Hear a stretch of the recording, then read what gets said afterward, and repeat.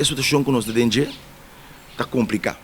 A situação que o Boneiro tem não tem desejo de democrata. Pastora, nós não estamos ganhando, quando nós precisamos depender de parlamentares de um outro, quando nós viva de nosso regime para decidir nosso futuro. Mas é a realidade, sim. Essa é a realidade. Essa é a qual a situação está agora aqui. A maneira que a situação está agora aqui, se nós queremos cambiar na situação também, está importantíssimo para nós mesmos só. Seguro de nosso partido nós tem ele importante. Para nós sentar na mesa questão que está vota, para não vota, o qual tem interesse da comunidade aqui. A banda de local que tem o programa de conselho escolar regular, nós mesmos fração, nós temos cita de visita aqui, de fração, que, entre outros, o senhor Zoher Aliassini, de VVD, nós assenta com o Peter Omzicht, com a Sally for de CDA, que agora que tem o mesmo movimento, mas que o enfocado é contato entre cidadão e governo, para nós compartilhar isso, caminha com a opinião tá, então nós mirando Boneiro também, que o governo tem uma impressão que não está servindo a comunidade, o governo está servindo todo, mas a comunidade não está sentindo servir. E tinha batalha aí está passando na Holanda também, tinha batalha está passando na Den Haag também.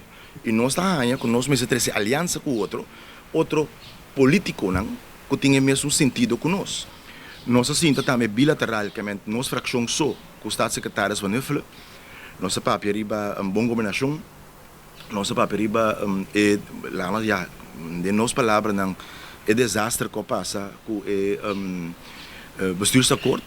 Mita que o bestuursacord, o bestuursacord, nós é a única fração que não a vota e não afirma pesar aqui, simplesmente que nós estava a que não vai funcionar. E dicho hecho, 4 anos depois, nem 30% não vai executar. Agora nós sabemos que aqui em 2018, todo é dito democrata foi feio, democrata se complicado, mas agora, por resultado com essa tiração, mita tem uma missão, porta na tiração toch. É notado que o democrata foi feio, ao contrário, o democrata realístico.